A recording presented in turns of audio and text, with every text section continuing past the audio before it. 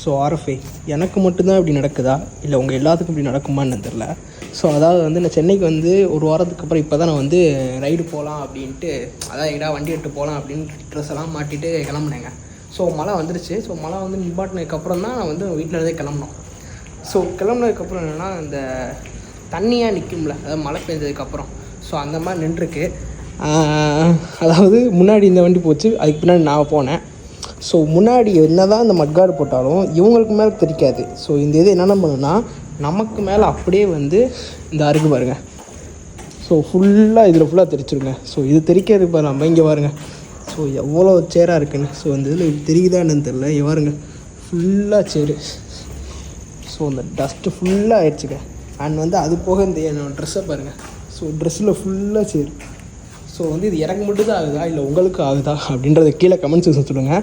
And வந்து மழை time மட்டும் யார் பின்னாடியாச்சும் நீங்கள் போகாதீங்க. ஸோ சேஃபாக வந்து தனியாக கூட போங்க, யார் பின்னாடியும் போகாதீங்க.